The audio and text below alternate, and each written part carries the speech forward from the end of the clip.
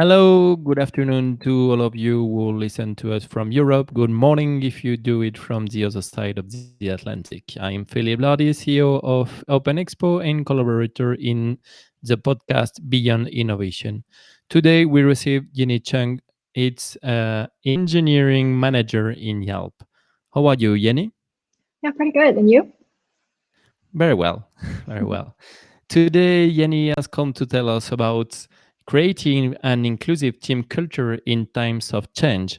Just remember that you can ask questions to Yenny through social networks or Telegram channel during all these live webinar or after this if you want to ask some question to Yenny. Thank you very much to all of you that are with us today, and thank you, Yenny, to be here today with us. You can It's go my on. pleasure. Great. I'm really excited to be here. This is the first webinar I'm doing, so bear with me. Great. I'm Yenny CHEUNG, and today I'll be talking to you on creating an inclusive team culture in times of change. I'll focus on navigating the changes that COVID-19 has brought to us. Before we get into that, you might be asking, hey, Yenny, why are you online today presenting this session? And how is that relevant to what I do? I'm an engineering manager at Yelp. I lead the Women in Tech Employee Resource Group here at Yelp in Germany. And I've spent quite some time in the diversity and inclusion space. I've given a couple ally skill trainings and also talks on unconscious bias, on workplace culture, and also Python, the programming language, because that's primarily what we use here at Yelp. Inclusion is a crucial topic when we talk about workplace cultures. And this concept is all the more important in times of change. Today, I'll be sharing with you my perspectives on creating an inclusive team culture during the turbulent times. The main audience for this talk is leaders in a company. Leaders, however, are not defined by title. And that means it will be relevant to individual contributors, to folks in management, in technical leaderships, as long as you have the will to lead. If there is anything I would like you to retain after the talk, it is people first. We would want to treat our colleagues as human beings before employees. How we communicate and manage these changes during COVID-19 really matters. Our employees, our teammates, and our colleagues will never forget how they were treated during this time. So all the content for the rest of the talk is to focus on how we could achieve this people-first mindset and also inclusion.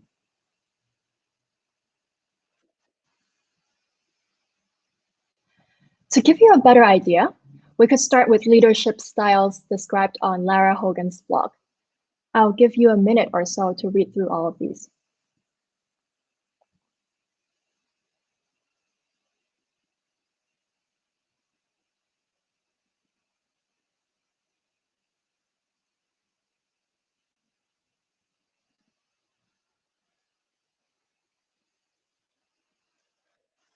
During the COVID-19 crisis, we would want to focus on green and blue.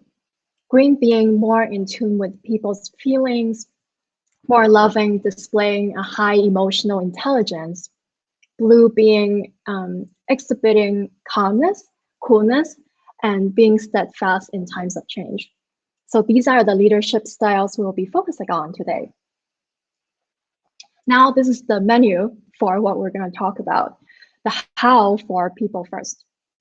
We'll be exploring safety and self-care, which is the #1 concern for us. We might want to revisit our expectations of the team during this time of change.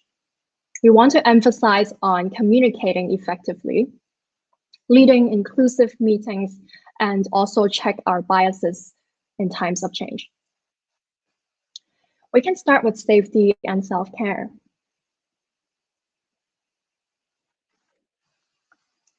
So early March, I had a meeting with other engineering managers talking about the possibility of working from home. Some companies in the industry has already started doing that, but it was before there were guidelines from the government. Some engineers in the office request to work from home, And we're discussing as a group whether we would want to have engineers start doing that. There were some concerns raised on some engineers' performance and worries that they might not perform given that they're already working on communication issues. Multiple managers disagreed with this approach, and we came to the consensus that safety trumps all the other concerns. And today I stand by this decision, and I feel that this is the way to go.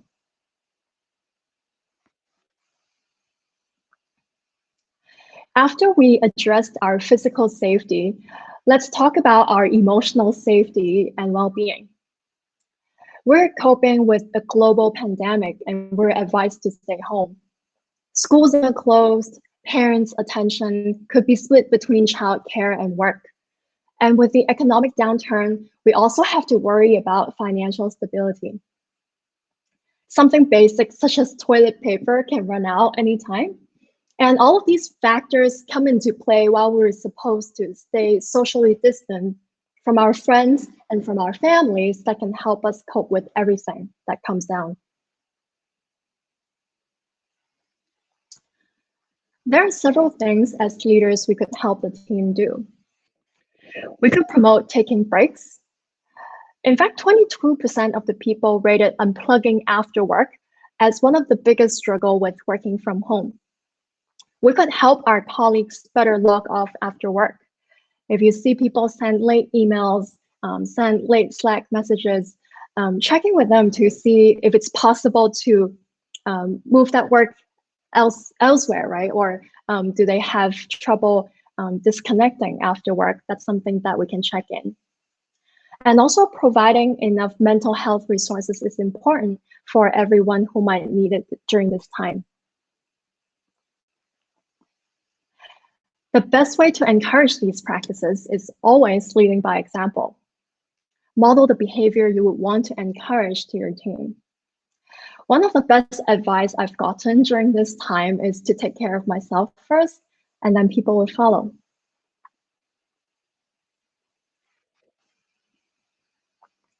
Ever since the work from home days started, at Yelp here, we had different initiatives. For example, virtual water coolers. It means we're keeping a video chat channel on to kind of mimic the kitchen conversations we would normally do in an office. We also tried out something like virtual team lunches and virtual daily breaks. I would advise keeping them optional is a good idea so that people wouldn't get overwhelmed with more meetings that they have to attend. And the question also comes up if we want to help the team. Are we overdoing it? And also, what does the team really need right now? How can we best support the team? So I came across this interesting read on GitLab's definition of remote adaptation. Since we're being forced into remote work, at least a lot of us, looking at companies who have always done it that way could give us more ideas. The first phase of remote adaptation is duomorph.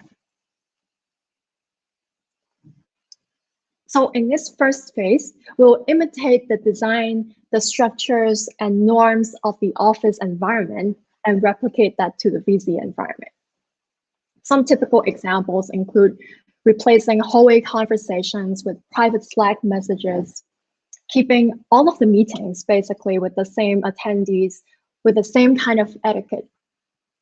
And we'll ask ourselves the question, what kind of tools can I use to replace the whiteboarding experience that we normally have in the office? However, staying in this mode kind of prevents us from utilizing the benefits being remote can bring.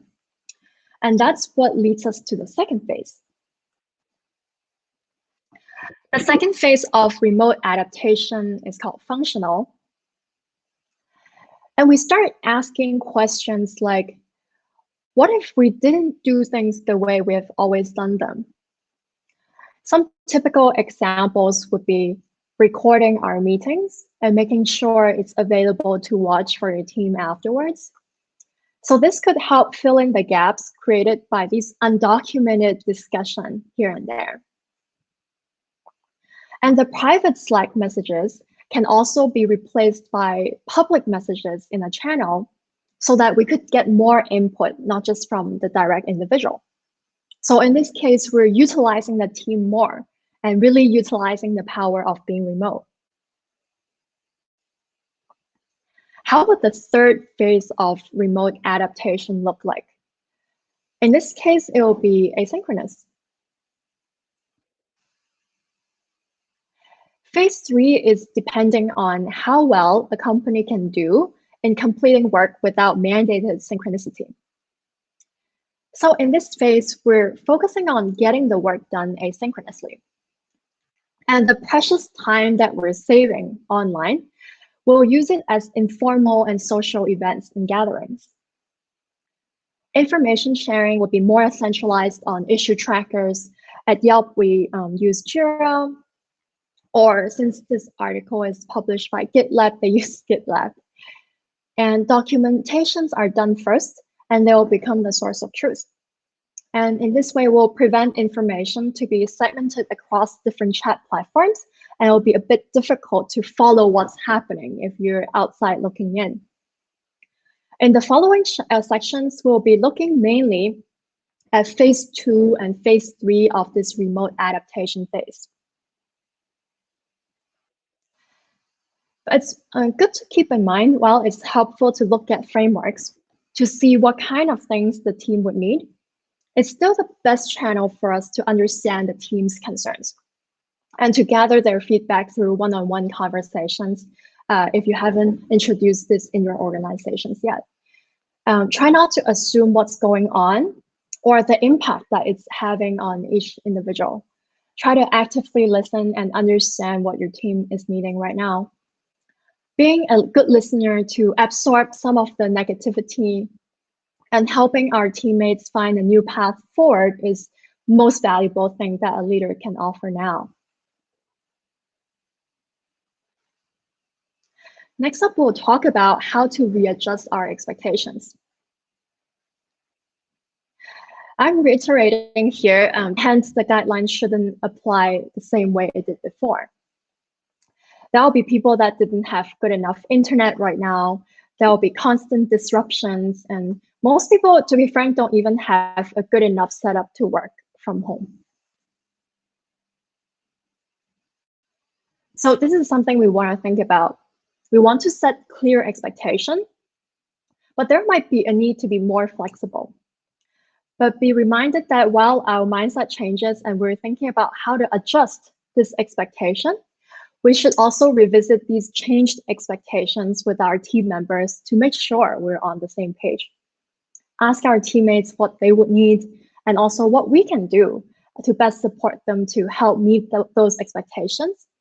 And it will be nice to be as specific as we can.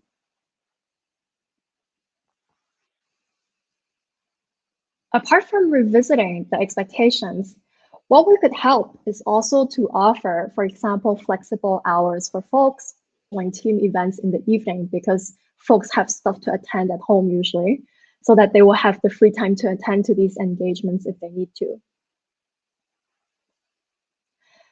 One thing I want to bring up is feedback sharing. So I don't know for you, but for me, it's really a day-to-day thing on giving feedback, and it's likely that you would want to share that as to your peer, even to your manager. So on giving feedback, again, I would say people first. When noticing areas that people can improve on, try to assume that they have good intention. And when giving the feedback, be genuinely curious about your coworker. Understand where their behavior is coming from before making the conclusion that they have done something wrong. One example could be a team member is constantly looking disengaged in meetings. What we might normally assume is that they're not serious about their work, they're not interested.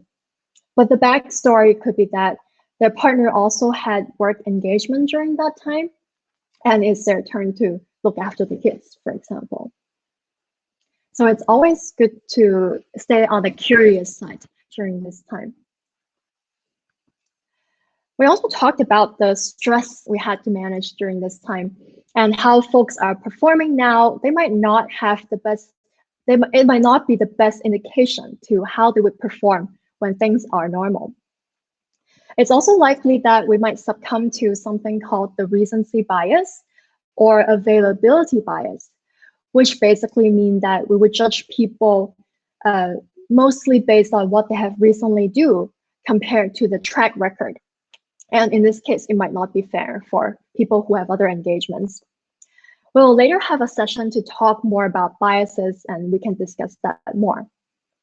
But my take to this is this is not the time for formal performance management, because it's just not the best time to do that given the circumstance. Now we've covered corrective feedback. Let's not forget about positive reinforcement right now. And when the team does great work, we still want to celebrate. And it's another opportunity for us to build a positive team culture. So these days, I find myself using Yelp Fluff more. It's a tool for us to show appreciation to our colleagues. You can send your colleagues love, basically appreciations for even simple things they do. For example, if they took over your on-call rotation, if they helped you debug something, or if they launched a great project, this is when you can send love to your colleagues to show your appreciation. Let's move on to effective communication. The team craves direction and information right now, and transparency is the key. If we cannot provide this kind of information, then it's likely that the team will make up stories and explanations. Rumors will spread. And that's totally understandable. If we don't have enough information, we'll start just connecting the dots on our own and make up our own stories and our mind out of it. To mitigate that, though, we might fall into different traps, where as leaders, we could overpromise. For example, saying things like, there'll be no changes to our product roadmap, or that our gain back its ground in 3 months. But we cannot predict the future. We don't really know. And the other trap is that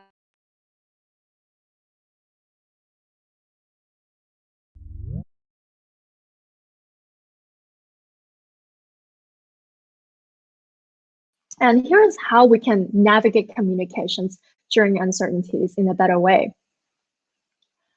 For the information that we actually know, try to over-communicate to the team.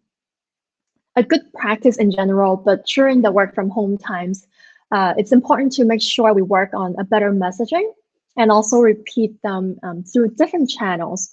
It could be through one-on-ones, through meetings, through emails or Slack, or through team blog posts that you can send out.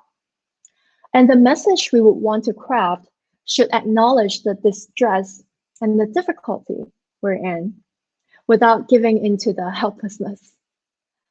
In recent weeks, I'm spending much more time preparing for these kind of presentations and blog posts for the team so that I could be as transparent as I possibly can.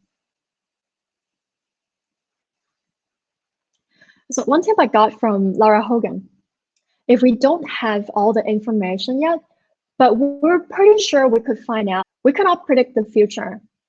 But if we could keep absorbing the news in the company and offer our informed interpretations, that way we can also dispel rumors. But be careful to what we commit to the team. There are a lot of things we still don't know, even as leaders in the company. If we won't have that information, there are times when we have to say, I don't know, and that's totally okay.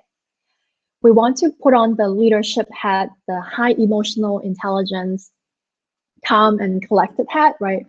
So we'll be assessing information as they come to light, try not to overcommit and resist the panic mode.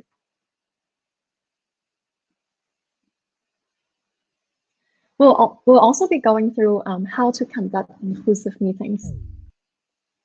But before we talk about that, one thing to ask ourselves is that something we would need to listen? Recalling the phase 2, the functional part of the remote adaptation, if we could replace the meeting with other offline or asynchronous channels, would it still work? It might be still beneficial when we have other distractions in place, right? And even if we don't, a long day of video calls kind of resembles an intense Netflix binge watching session. And we don't really want that, do we? As we're speaking, our team is looking into alternatives of video conferencing because of the tiring screen time. Some options we have looked at, but not brainstorming meetings that we normally have. We would divide the team into groups, convene after a week or so that people have time to work on that the presentations together asynchronously, and then come back to present and we can discuss the results as a group together. So let me know what you have tried so far as well. I'd be curious and I would like to learn from your experience. Now, going into the meetings. When we participate in meetings, there are a few things we can do to make the meetings more inclusive. We need to, for folks who normally take up more airtime in a meeting, try to step back and make sure other folks also have the time to chime in. In video calls, we often talk over each other and we stumble upon the famous line, oh, sorry, go ahead. We might want to leave a longer pause after speaking so that we can ensure people who want to participate will get the chance to. There are also features like raising hands, depending on the video chat platform we use. We would want to pay more attention to those to make sure people have the chance to speak. At the same time, everyone is behind the screen. So some context could be lost with our body language. One thing we could do is to emote more to convey our tone so that we're more engaging and avoid misunderstandings. As I'm saying that, I'm also much more conscious about the way I'm presenting the talk right now, and I'll also try my hardest to emote more to convey the right tone for you. On top of the previous suggestions as a facilitator, we can also send out an agenda before the meeting starts. And that way folks can be better prepared. In video chats, it's oftentimes common to have these long monologues versus active discussions in real life. So for people who are more extroverted or people who are more used to talk as they're thinking, this wouldn't affect their working style too much. But for people who are naturally introverted and they have their ideas fleshed out before they speak, preparing an agenda and distributing them beforehand would make a great difference. We could also get some discussion items out of the way on the agenda doc so that when the meeting takes place, it will be short and sweet. There's another thing called live captions, right? And they have been proved useful for people with less performant internet at home so that they can still follow even though the video is lagging. And apps like Google Meet have this functionality. As we have discussed, there could be other distractions when the meeting is happening. So we could make participation optional. So we wouldn't call people out, and or when we go around in a group, we can give people the chance to pass. Because we need to acknowledge that not everybody has the same capacity and bandwidth to participate right now. Recording meetings is also a good practice. Think about the phase 2 again, so that people can revisit the content later. We could also send out recaps, meeting notes after to ensure everybody's on the same page. So it all comes back together to over-communication in the end. So we have arrived to the last section of today's talk, is to check our biases. This is more important than ever for us to do that, because we wanted to help out, right? We wanted to be inclusive, but there are several traps we could fall into. Availability bias, which I briefly touched on before. The definition is really overvaluing the experience that happened recently or being swayed by events that most vividly came to mind. We could be subject to this. For example, during the work from home time, a team member had to go out on short notice, well, because they might have found out that their nearby supermarket has toilet paper again. Or another team member is taking longer lunches because now, well, most of us, we have to cook every meal now. Another thing we can fall victim to is stereotyping. We might expect a group or a person to have certain qualities without actually getting to know them and their preferences. One example could be someone on the team, they have dependents and their kids cannot go to school right now.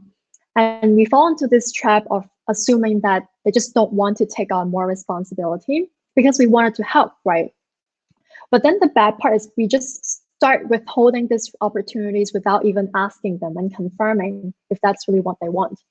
So the key here is to fight against quickly jump to conclusion. So try not to assume what's going on or the impact that it's having on people. Try to actively listen to understand your team's needs so that we can make better decisions. Great, coming to the end, we're coming back to the first slide, being able to put people first. We want to lead with empathy and calmness, and that would bring about an inclusive team culture.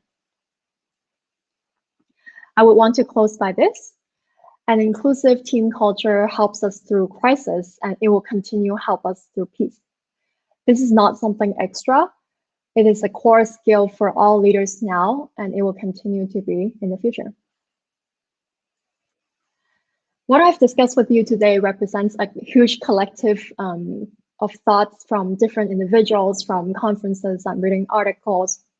So not everything is original or from me. These are the image credits and also resources that I use to help me prepare for the talk. Then we have come to an end. Thank you all for attending. Maybe you have questions. If you don't want to ask your questions now, you could also reach me at Yenny CHEUNG on Twitter. I'll be answering your questions. Thank you very much, Yenny. Do you hear me now? Hello, hello? Huh? Hello? Hello? Ah, okay, I'm here. We have a question. One question from Macarena. Let me check. Oh, so well, it's one question with three questions. Oh. Do you think remote work is better, more beneficial for workers, and do you think that post quarantine is going to start to be applied in more and more companies? Okay. So yeah, I think this is a very popular question during these times. I think what we have done during this time is proving that remote work could work, right? And I think it's definitely beneficial for people. And for example, in real life, there will be maybe you don't have to ask for your manager's permission to do that. You can just send out an email before and say that you want to work from home. Making these accommodations and also making every meeting remote friendly, I think that's something we could do. And I think we should do that in the future.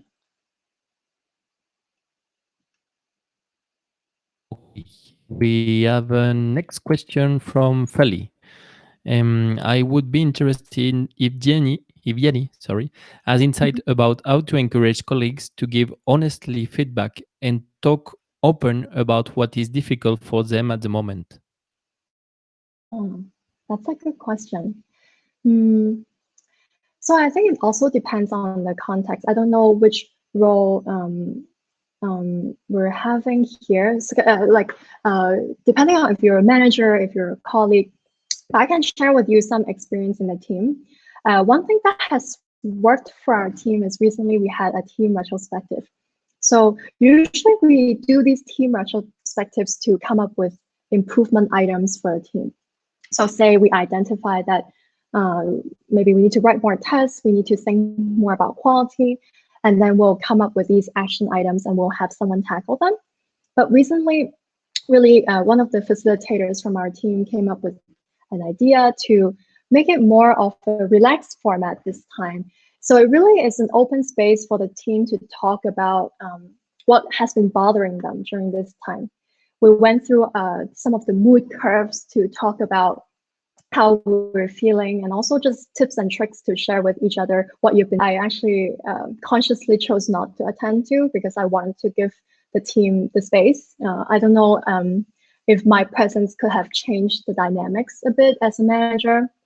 So I think if you have established a good relationship before already, then this is the perfect opportunity to talk about these things. As leaders, people might be hesitant to open up.